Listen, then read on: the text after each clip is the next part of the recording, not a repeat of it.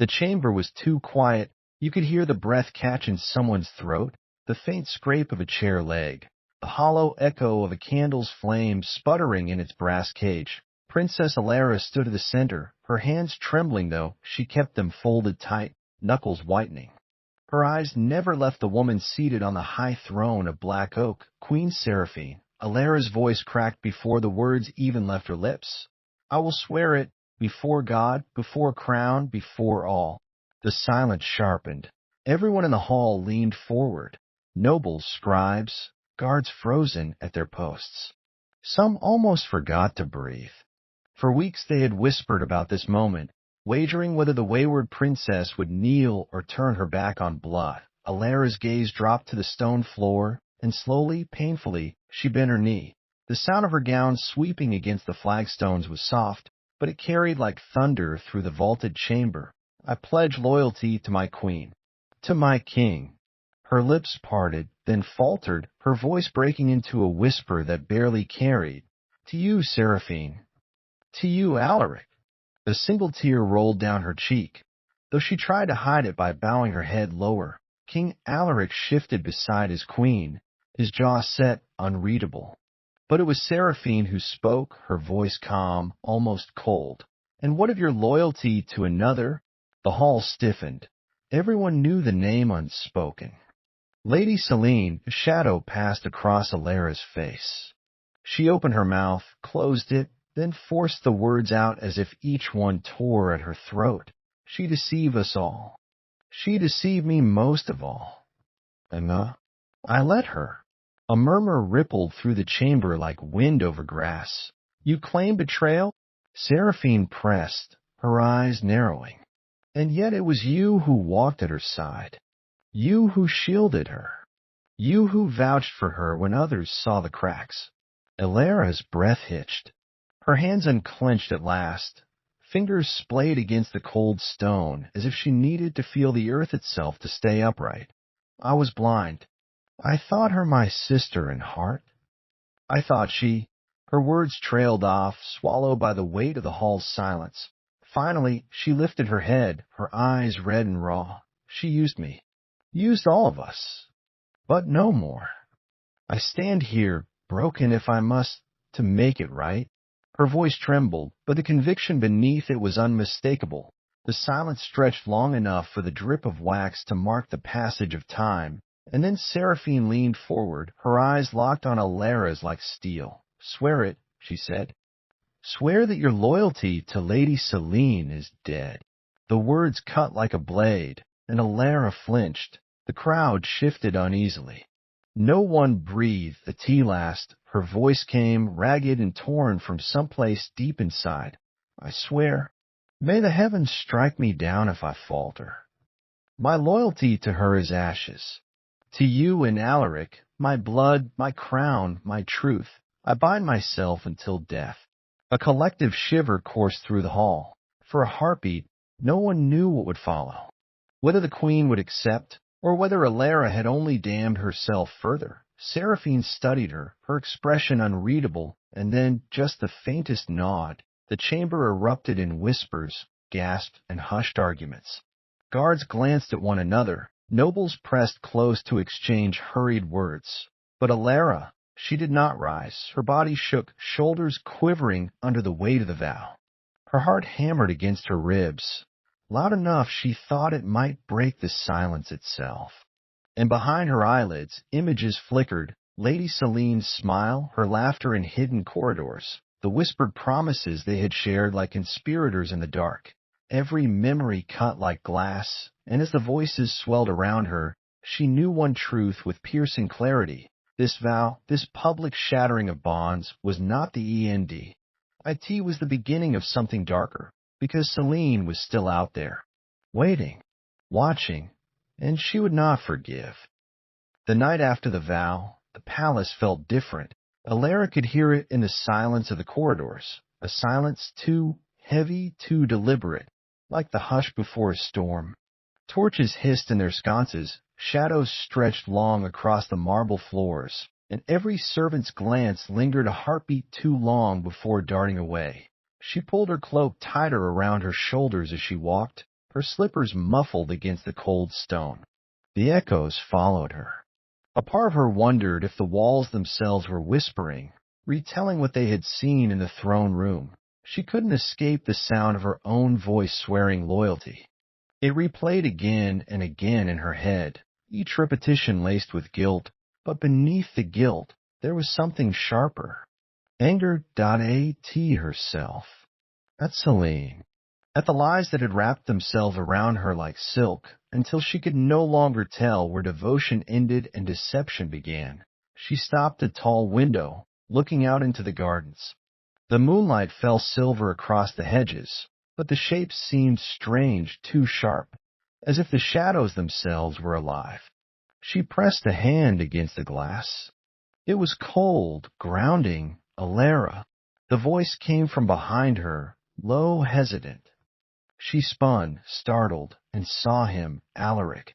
The king's presence filled the hall, even though he wore no crown now, only a dark tunic, his hair unbound. His eyes, however, were the same, steady, unblinking, carrying the weight of centuries of expectation. She dropped into a quick bow, but his hand lifted.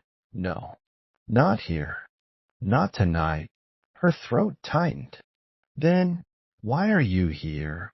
He walked closer, his footsteps echoing softly. For a long moment, he simply studied her, as if searching for something behind her eyes, something he wasn't certain he'd find. You spoke truth today? He asked finally. She swallowed. I did. You swore before heaven itself. And yet, he hesitated, his jaw tightening. I saw you flinch when Seraphine spoke her name. Alara's voice wavered. Wouldn't you? After all, but she couldn't finish. The words knotted in her throat. Alaric's silence was worse than accusation. He simply stood, waiting, the air between them heavy, and then she broke. I loved her, Alara whispered, her voice trembling. Not as blood, not as crown, but as soul. She made me believe I mattered, that I wasn't just some ornament in the shadow of your throne. She made me feel seen. Her confession hung in the air, fragile as glass. Alaric's eyes darkened. He turned his face away, toward the window, and then she twisted it. Alara said, her voice sharpening now. Every kindness, every whispered word, it was all threads in her web. I thought I was choosing love, but I was only choosing chains. For a moment, Alaric said nothing. Then, almost under his breath, she will come for us. Alara stiffened. You know this. He turned back to her, his gaze grim. I know her kind. Celine thrives in the shadows. She'll let you think you've broken free. Let Seraphine believe the crown is secure, and then she'll strike. When we are most divided, when we least expect it. The chill ran down Alara's spine, but Alaric stepped closer, lowering his voice. His words weighted with urgency. When that moment comes, Alara, the kingdom will look at you. They will not ask whether you were deceived once. They will ask whether you can be trusted now. Do you understand? Her breath caught. You doubt me. I cannot afford not to, he said simply. His honesty cut deeper than any accusation. For a long time, neither moved. The torches flickered, the shadows swayed, and Alara's heart pounded in her chest. Finally, Alaric turned away, his cloak sweeping behind him. Prove yourself? Not to me. Not even to Seraphine. Prove yourself to the crown and to the people. If you fail again, Alara, there will be no forgiveness. And then he was gone, leaving only the echo of his words and the cold weight of his warning. The memories came to her that night unbidden. She lay in her chamber, staring at the ceiling beams, listening to the restless wind batter the shutters. But she could not sleep, because in her mind Celine's voice returned. You are more than they let you be, Celine had whispered once, her hand warm against Alara's wrist. You are not their pawn. You are not their shadow. You are fire, and they fear it. Alara remembered how the words had set her alight, How she had followed Celine through hidden passageways, laughing in the dark like conspirators in some forbidden game. How Celine had leaned close, her breath soft against her ear. "Stand with me, and we'll burn their chains to ash." Alara had believed her. Every syllable, and now those memories stabbed at her like knives. She pressed her palms over her face, trying to shut them out. But Celine's laughter echoed still, rich and knowing, like she had always foreseen this very moment. The next moment, the storm broke on the night of feast. The palace was alive with torchlight and laughter, music spiraling through the vaulted halls like smoke. Nobles gathered in silks and jewels, goblets clinking, voices weaving tales of conquest and gossip. At the dais, Seraphine and Alaric presided with the calm gravity of rulers accustomed to the weight of every gaze. And beside them, lower but visible, sat Alara. She smiled when expected. She sipped her wine. She laughed at the jest of a baron whose words she hardly heard. But inside, her heart drummed like a war drum, because she felt it, the presence, the shadow at the edge of the hall. A current beneath the laughter, and then a sound, a laugh too rich, too familiar, threading through the noise like a blade through silt. Alara's blood froze. She turned, and there she was, Lady Celine, clad in black velvet, her hair spilling like midnight over her shoulders, her lips curled in the faintest smile. She moved through the crowd with unhurried grace, every eye drawn to her, though no one had expected her presence. Whispers erupted, some sharp with fear, others hushed with awe. Alara couldn't breathe. Celine's gaze found hers across the hall. And in that instant, all sound dulled. The laughter, the music, the clinking of goblets, gone. There was only the pull of those eyes dark as obsidian, burning with something deeper than malice. Alara, Celine mouthed silently, and the princess's heart nearly stopped. The feast continued as if nothing had cracked. Nobles shifted, uncertain whether to acknowledge or ignore Celine's intrusion. The guards looked to the king, awaiting command. But Alaric sat still, his jaw tight, his hand curling slowly around the hilt of his dagger at his belt. Seraphine's eyes, however, never left Celine. The queen rose. Her movements silenced the room like the snuffing of a flame. "Lady Celine," she said, her voice even, every syllable carrying the weight of a blade. "You were not summoned." Celine bowed her head lightly, though her smile did not falter. "Forgive me, Majesty. I thought loyalty to the crown did not require invitation." Gasps rippled through the crowd. The words were a challenge, a direct wound disguised in courtesy. Seraphine did not blink. "You speak of loyalty?" "Indeed," Celine said, her gaze sweeping the hall before returning to Seraphine. "And of betrayal." The hall tightened. Alara felt her breath catch the air too thin, her body rigid as Celine stepped forward, unhurried, her voice a velvet blade. "There are truths yet unspoken," she said. "Truths that this kingdom deserves to hear." Her eyes flicked to Alara, and Alara broke. "Don't," she whispered, though her voice was drowned by the tension of the room. But Celine heard. She always heard. "Sweet Alara," Celine said aloud, her tone almost tender. "Do you remember the nights we wandered the hidden halls? The vows we swore in whispers, when no crown could bind us?" Alara's face burned. Her pulse hammered. Every noble I turned toward her, suspicion sparking, curiosity blooming. Alaric rose now, his voice sharp. "You dare enter this hall and spill poison before your king and queen?" Celine's laughter was low, dangerous. "I spill no poison, Majesty. Only truth. Is not I who knelt and swore loyalty with a heart still chained elsewhere?" Her words sliced through the hall. Alara gasped. Her throat constricted, her body trembling as if struck. "No," she whispered, shaking her head. "That's not." But Celine stepped closer, her voice softening, intimate, though the whole hall strained to hear. "You swore yourself to me, long before you bent your knee to them. Do you deny it?" Alara's lips parted, but no sound came. Celine's eyes glittered. "Do you deny me, Alara?" The silence that followed was unbearable. Seraphine's gaze was fixed, cold fire. Alaric's hand tightened on his dagger. The nobles leaned forward, torn between fear and hunger for scandal, and Alara, her chest heaved, tears burning behind her eyes. She wanted to scream, to run, to fall into Celine's arms and beg for forgiveness, to deny Celine's claim and prove her vow true. All at once, her voice broke free at last, raw, jagged. "I was blind. I was weak. You twisted my heart and chained me in lies." Celine flinched just barely, but enough. Alara's voice rose, trembling but strong, echoing through the hall. "You do not own me. You never did." The words hung sharp in the air. Celine's smile faltered. For the first time, the mask cracked. A flicker of something wounded, something furious flashed in her eyes, and then her voice dropped, low, venomous. Then you are lost to me, and I will see this kingdom burn for it. The hall erupted. Nobles cried out. Guards surged forward. Alaric drew his blade. Seraphine raised her hand for silence, her eyes locked on Celine with lethal calm. But Alara could not move, because in that moment, as Celine's words echoed Lee, the hall did not return to peace that night.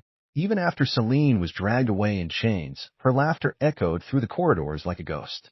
The nobles whispered in frantic circles, some swearing she would return, others insisting she should be executed before dawn. But Alara, she could not speak, could not move. She sat at the edge of the dais, her gown crumpled, her hands shaking.